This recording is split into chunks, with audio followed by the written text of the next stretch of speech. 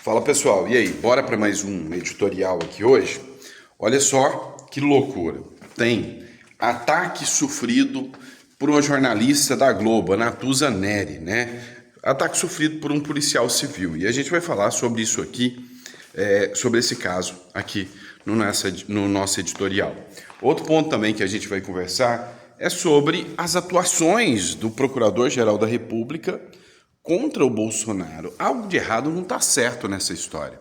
A gente vai falar para vocês sobre uma matéria aqui de como está sendo a atuação da Procuradoria-Geral da República contra o Bolsonaro, tá certo? Então vem comigo, não esqueça de se inscrever no canal, curtir e compartilhar.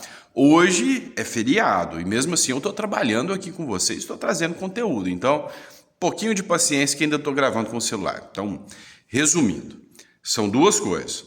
Ou eu estou trabalhando em viagem e não posso gravar de dentro do meu estúdio, ou eu estou com preguiça pra caramba. Um dos dois vai ser quando você me vê gravando aqui com o celular, tá bom? Mas o que importa mesmo é que a notícia vai chegar até você.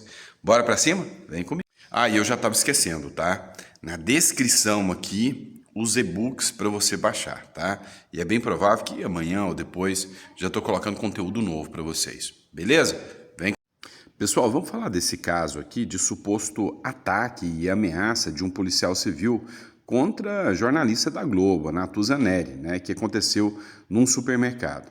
Esse caso aqui foi exposto pela Folha de São Paulo, então a gente sempre cita a fonte de vocês, matéria da Folha de São Paulo, onde trata aqui de uma suposta ameaça, né, a Natuza Neri. Mas uma matéria um tanto quanto até emblemática, até um pouco vaga, mas preste atenção o que foi divulgado aqui. A Corregedoria da Polícia Civil instaurou um inquérito para apurar uma denúncia de que a jornalista Natuza Neri, que é da Globo News, foi ameaçada por um policial civil enquanto fazia compras em um supermercado na região de Pinheiros, em São Paulo, na noite de segunda-feira. Também foi aberta uma investigação administrativa que pode resultar na expulsão do agente. O nome do policial não foi divulgado pela Secretaria de Segurança Pública do Estado. Segundo apurou a coluna, ele não estava trabalhando como policial e fazia compras no mesmo estabelecimento. Procurada, Natuza não se pronunciou. Pessoal, eu vou dar uma dica para vocês, dica de advogado, tá? Tô fazendo um papel de advogado para vocês aqui. Sempre que você vê alguém de esquerda, tá? Seja algum deputado que você não gosta, um Janones e um Jean Willis, né? Quando você vê um ministro do Supremo Tribunal Federal, então, corta a volta, tá? Não vá nem questionar. Se não for para ir puxar o saco, se você não for esquerdista e for para puxar o saco, não aborde, corte e volta, tá? Preferencialmente, né, não olha nem com cara ruim, que corre o risco de você ser processado por crime de ameaça, por atentado à democracia ou alguma coisa nesse sentido. Então, corta a volta, que o momento que nós vivemos no Brasil é um momento sui generis, né? Um momento tenso da história do Brasil. Então, a minha recomendação é para você passa longe, até porque o esquerdismo pode pegar, então não passa perto não, tá certo? Pessoal, e já que a gente citou a Folha de São Paulo, eu achei essa matéria altamente tendenciosa. Pensa numa matéria tendenciosa. Lula sanciona fim do DPVAT 7 meses após a recriação do seguro obrigatório. Olha aqui o tamanho, né, do viés, né, dessa matéria que, assim, não expôs a realidade dos fatos. Ela não espalhou uma fake news, mas ela deu a entender que o Lula é um grande herói que está acabando com o DPVAT. Tá de sacanagem, só pode. O presidente Luiz Inácio Lula da Silva sancionou nesta terça-feira o fim do novo DPVAT, que indeniza vítimas de acidente de trânsito 7 meses após o Congresso ter recriado o seguro e ele próprio ter sancionado a norma. A revogação da lei foi incluída como jabuti no projeto de lei complementar PLP, que integra o pacote de contenção de gastos do novo governo federal. Então, aqui, né, diz que o Lula, né, ele que vetou depois que o Congresso recriou por um projeto de lei da própria base do governo. Então o Lula, ele fez de tudo para recuperar o DPVAT, para jogar mais esse jabuti aí em você, tá? Jogar mais essa bomba, né? Mais esse grosso em você. E aí agora, por causa da repercussão negativa, a direita soube explorar o assunto muito bem. Agora, né, a imprensa está tentando reverter isso para dar louros ao Lula, para a galera aí defensora dos pais dos pobres chegar e falar: olha só, o Lula tirou o DPVAT das nossas costas. Poxa, tá de sacanagem, né? Essa matéria aí, puxa, é totalmente tendenciosa. Mas esperar o quê, né? Folha de São Paulo. Pessoal, outra matéria aqui importante que a gente precisa falar sobre os Kid Pretos aqui, né? Após Panetone com fone, Kid Preto pede para Moraes punir a irmã dele e não ele. Cara, assim, se a ideia deles é destruir a reputação dos militares e do exército, eles estão conseguindo. Né? Eles estão conseguindo e os próprios militares estão dando força a isso aí, né? Hoje já pegou o apelido de melancia, né? Mas, enfim, tem muito militar sério, tem muito militar que merece respeito e credibilidade, mas ultimamente o pessoal não está dando muita credibilidade para os militares, não, até pela atuação deles. Olha esse caso cabeludo aqui. Em 28 de dezembro, a irmã do tenente-coronel tentou entrar no batalhão do Exército com uma caixa de panetone. Porém, ao passar pelo detector de metais, durante a verificação de itens, né, procedimento padrão. Toda vez que você entra no Congresso, você entra num local onde tem alguém preso, você vai passar por um detector de metais, né? O alarme foi acionado pelo panetone, o que não ocorreria com o doce, né? Nesse momento, o pelotão de investigação criminal interpelou a Débora Bezerra, que é a irmã dele, com um questionamento sobre o que havia dentro daquela caixa. Então ela disse que tinha um fone de ouvido. E aí, colocaram a imagem do objeto aqui, mas não vem o caso. E aí, qual foi a reação do coronel aqui, né, do Kid Preto? Joga a irmã dele na reta, né? Não, vou jogar tudo nas costas da irmã. A defesa do tenente-coronel Rodrigo Bezerra de Azevedo, investigado por suposta tentativa de golpe, pediu ao ministro Alexandre de Moraes, do Supremo Tribunal Federal, que reconsidere a suspensão integral do seu direito a visitas. O Kid Preto está preso nas instalações do Batalhão de Polícia do Exército de Brasília desde novembro e teve visitações suspensas após a irmã dele levar equipamentos eletrônicos escondidos em uma caixa de panetone como o presente, né? Na verdade, se ele tivesse num presídio de segurança máxima, um presídio convencional, isso aí era praxe, né? O pessoal nem fala nada, a galera usa celular lá dentro, né? Mas nesse caso aqui, né, é lógico que tentar ingressar com qualquer produto eletrônico é crime, né? Tá errado, mas o que me chamou a atenção foi a atuação dele aqui, olha, só o que os advogados falaram. O advogado Kid Preto alegaram que a suspensão se baseou em ato praticado exclusivamente pela sua irmã, ou seja, foi aquela lá, eu não tive nada a ver com isso não, prende ela, pune ela, eu não. E que o custodiado não contribuiu, incentivou ou sequer teve acesso aos objetos apreendidos. Diz ainda que a Débora Bezerra de Azevedo dirigiu-se ao aquartelamento desacompanhada dos demais familiares, afastando qualquer presunção de envolvimento coletivo. Ou seja, agiu sozinha, foi só ela, prende só ela, não põe punição em cima de mim, não tem nada disso. Tá, se você observar como estratégia, né, eu se fosse advogado também orientaria ele a fazer isso, né? Ele não ia assumir que ele sabia, né, ou algo nesse sentido. Mas assim, que fica feio pra caramba você jogar a culpa na sua irmã, gente, é minha opinião pessoal. Isso fica feio, né? Isso fica feio pra caramba, né? Pessoal, vamos falar um pouquinho da economia desse trem desgovernado chamado Brasil, né? Mercados em alerta. O que esperar da política monetária sobre o comando do Galípolo? Tá, vamos lembrar. O Banco Central é independente. Graças aí o Lira tem muitos deméritos, mas um mérito do Lira, né, foi a aprovação da isenção do Banco Central, ou seja, um Banco Central independente. Isso foi bom. Quem era o presidente indicado pelo Bolsonaro era o Campos Neto. Para mim, o cara foi um herói tentando conter a inflação, né, com esse governo aí que, sabe, é absurdo o que esse governo faz. Acontece que o Campos Neto termina o mandato dele agora e entra o indicado pelo Lula. Esse aqui, o Galípolo, tá? Então, o Galípolo será o próximo agora que vai comandar o Banco Central. O que isso implica? Pessoal, quando o Banco Central aumenta os juros, ele faz isso para reduzir a inflação. Quando ele baixa os juros, tem mais gente pegando dinheiro emprestado, mas o preço das coisas estoura, né? Então o Lula, ele é inconsequente, ele não está se preocupando com a inflação, ele está chutando o balde, né? Olha só, essa matéria é do Money Times, não é nem um jornal de direita.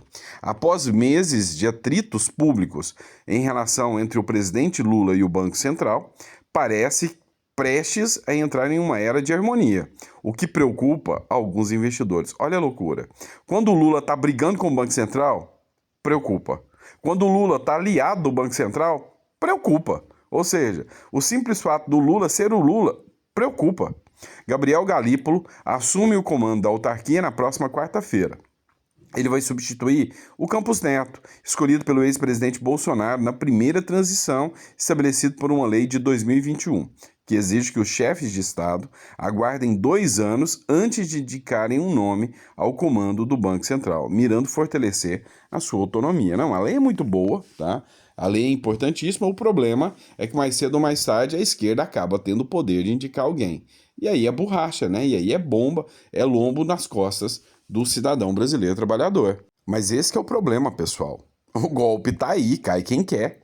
O Galípolo chega ao Banco Central com grandes incertezas e temores de pressão do PT sobre os juros. Ou seja, para quem não entende, a taxa de juros, né, quando ela tá alta, ela impede que as pessoas peguem empréstimo dentro do Brasil. Então, assim, as pessoas tendem a não ficar fazendo empréstimo, pegar dinheiro emprestado, o que reduz o consumo. E quando você compra menos, a tendência é que o preço das coisas abaixem, certo? Então, você aumenta os juros para as pessoas comprarem menos. Quando você abaixa os juros, as pessoas tendem a pegar mais empréstimo e comprar mais.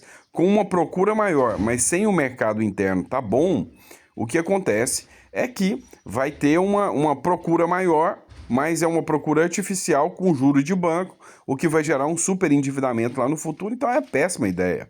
E quando a gente fala em péssima ideia, é óbvio que a esquerda compra, né? O golpe tá aí, cai quem quer, né? Esse é o problema. Vamos lá, mas só para passar raiva um pouquinho, você que tá me assistindo, eu fiz de sacanagem com você. Só para você ficar com raiva, ficar com inveja e pensar, poxa, a direita ganhou lá na Argentina. O Brasil tá com a esquerda. Vou comprar peso argentino. Se você não fez isso, tá? Você perdeu dinheiro, então eu vou passar um pouquinho de raiva em você. Vou mostrar para você a diferença entre direita e esquerda. Enquanto Milei dá exemplo de recuperação na Argentina, Lula mergulha o Brasil em crises. Parabéns, Gazeta do Povo. Matéria top, mostrando aqui a diferença, né? A diferença gritante entre o que é o retrato da direita e da esquerda. Espero que isso seja o retrato para o mundo. E vai ser. Já aqui no Chile, a chance da esquerda tomar um toco tá grande. E o efeito? Efeito Milei já. Tá? Então a coisa está mudando. Ó, eles estão à frente de 2 grandes nações vizinhas, mas os seus perfis ideológicos são radicalmente distantes. O governo do presidente libertário argentino Javier Milei e do esquerdista brasileiro Luiz Inácio Lula da Silva têm posturas adversas, que quase todos os aspectos adicionado um capítulo singular à longa e muitas vezes turbulenta relação entre as 2 maiores economias da América do Sul. Enquanto o Brasil de Lula amarga uma alta inflacionária, desvalorização da moeda nacional e a irresponsabilidade fiscal, transformada em regra, a Argentina de Milei dá exemplo como a redução do tamanho do Estado, a política de austeridade fiscal podem tirar um país do fundo do poço. É simples. Vota na esquerda, se afunda o país. Vota na direita, você recupera o que a esquerda afundou, né? É tenso. É que a gente sabe que depois de um tempo ainda pode vir uma galera aí enfiar a esquerda de novo, né? Exemplo do que aconteceu aqui no Brasil. Pessoal, essa mulher estritamente elegante aí nessa foto é a Evelyn Matthew, né? A possível vitoriosa nas eleições que acontecerão no Chile em novembro de 2025. Olha só, a direita tá super bem cotada. O povo tá com raiva do esquerdista Gabriel Boric lá no Chile, né? O Boric é uma esquerda não tão radical, tá? Não chega aos pés do Lula aqui no Brasil, mas esquerda é esquerda, destrói a economia de toda sorte. E aí quando eu brinquei com vocês e disse que o Milei vai salvar o Brasil e vai salvar a América do Sul, enquanto o Trump, né, vai salvar a América do Norte, ou melhor, o Trump vai salvar o resto do mundo, né, mostrando a diferença entre uma gestão de direita e de esquerda, a fraqueza do Biden e a força do Donald Trump. A Evelyn aqui no Chile, né, já é o exemplo e o reflexo do Milei, né, na Argentina. Eu lembro muito bem que quando o Bolsonaro ganhou, né, muitos vídeos de argentinos gritando: nós precisamos de um Bolsonaro também, nós precisamos de um Bolsonaro. Pois é, os argentinos escolheram o Bolsonaro deles e nós perdemos o nosso. E o reflexo é que outros países também estão gritando: precisamos de um Milei também, precisamos de um Milei também. E a Evelyn Matthey, essa tem tudo a ver, porque ela também é economista como o Milei, ou seja, é o exemplo prático do que foi o Milei na Argentina, será para o Chile. Quem é Evelyn Matthey, candidata de direita que pode se tornar presidente do Chile? Ela é economista, Matthey ocupou diversos cargos como deputada, senadora e ministra do Trabalho e está super bem cotada para vencer lá no Chile. Embora a eleição presidencial chilena só aconteça em novembro de 2025, o cenário político já começou a ganhar forma. Entre os nomes de destaque, Evelyn Matthey surge como possível favorita para suceder o atual presidente Gabriel Boric. Economista, veterana na política, Matthey lidera as pesquisas de intenção de voto, consolidando-se como o principal nome da oposição de centro-direita. E o melhor, né, o mais impressionante, é que lá no Chile, apesar, né, da esquerda estar no poder, não é radical aqui igual no Brasil. Não é uma política tão suja igual aqui no Brasil. No próprio Uruguai, não chega aos pés aqui do Brasil. Então, quando a gente observa, né, o que está acontecendo na política de lá, lá, literalmente, há, nas intenções de voto, né, assim, clara, né, claríssima vantagem da direita. Coisa que aqui no Brasil, tipo assim, você pode colocar hoje o Lula. Para mim, o Lula hoje é um dos políticos mais detestados do Brasil. Você pode colocar o Lula com o cachorro caramelo, que é uma das coisas mais adoráveis do Brasil. Todo mundo gosta de um coitado, de um cachorro caramelo. E se você colocar os dois, um lado a lado, e perguntar quem é mais fofo, a população vai responder o caramelo, né? Mas se fizer uma pesquisa, a pesquisa vai falar: pesquisa de intenção de votos mostra presidente Lula à frente do cachorro caramelo em fofura, né? 50%, 80% pro Lula e 20% pro caramelo.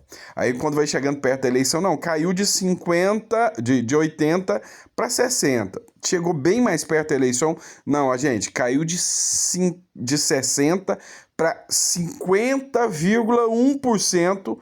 O cachorro caramelo o Lula é mais fofo que o cachorro caramelo. Então, o Lula vai ganhar por 50,1% contra o cachorro caramelo, né? É o Brasil, né? É o Brasil, dá vergonha, mas é isso aqui que nós temos. Inclusive, pessoal, só pra gente encher a linguiça aqui no vídeo um pouquinho, vota aí, qual que você acha mais fofo? O Lula, né? Ou o cachorro caramelo? Eu voto no cachorro caramelo. Pois é, pessoal, por que o cachorro caramelo não ganhou a eleição aqui no Brasil, né? Talvez o Brasil ia estar melhor. Brincadeira à parte, obrigado por tudo. Tem uma eleitora do cachorro caramelo aqui, ó. Fala, Luna. Fala: oi, caramelo. Tudo bem pra você, caramelo? Tá? Ah, cara. Tem gente que acha que o Lula é mais fofo do que isso, mas não é não. Ah, mas não é mesmo, tá bom? Obrigado, pessoal. Fica com Deus e até o próximo editorial.